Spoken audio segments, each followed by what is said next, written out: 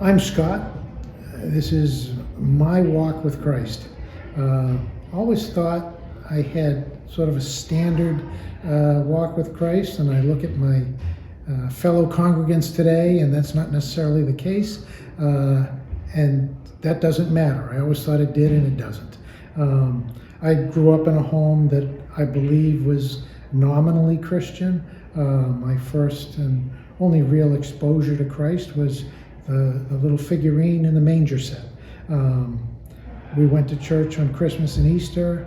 We were what I would call cultural Christians. We celebrated Christmas, we celebrated Easter, and those were probably the only times I remember praying as a family. Got very involved in Scouts as a kid, and learned right and wrong. I guess what our society would call right and wrong. Never with an understanding as to what makes something right or wrong, the way I understand it today.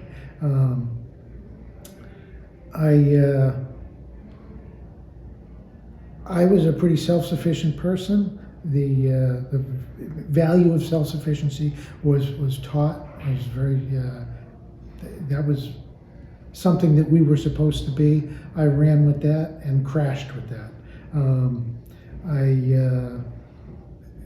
Before I was out of high school, I was drinking a lot. When I got to college, I was drinking even more, and I justified all that I did as I did well in school. I held jobs. I became my own basis for right and wrong,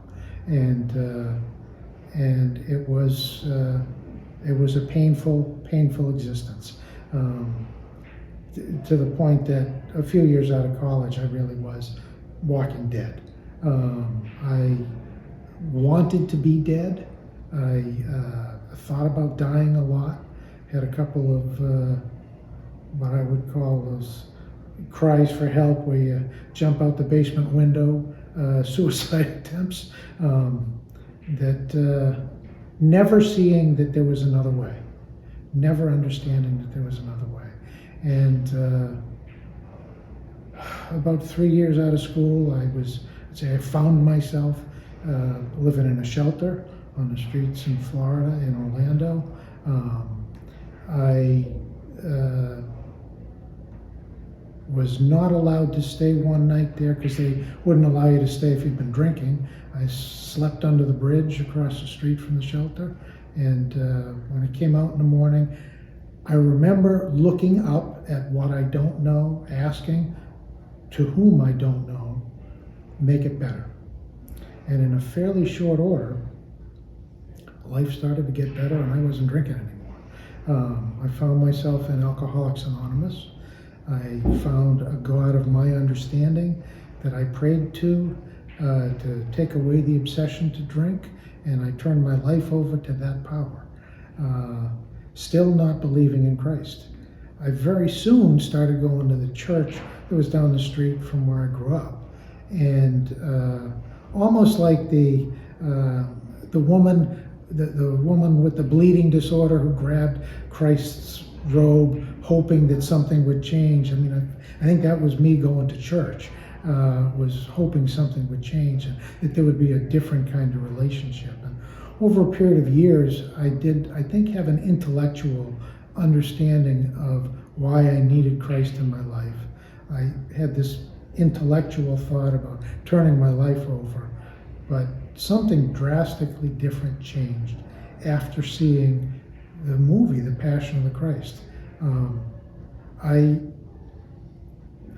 What hit me was what was given to me, how much was given up for me, and the price that was paid, and that I belonged to Christ through nothing that I did.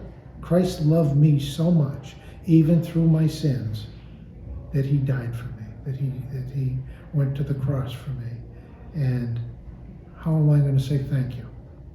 And my journey since then, the last 25 years, has been growing in a relationship with Christ that has made a life that's rich, though not imperfect, and not without problems. That tragedies.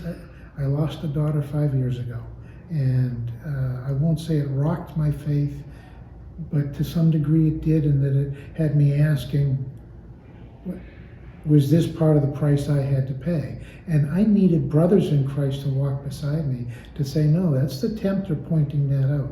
And that underscored for me the importance of having a faith family. And that's what First Pres is. If you're looking for a faith family, the door's open. Christ died for you. You're welcome.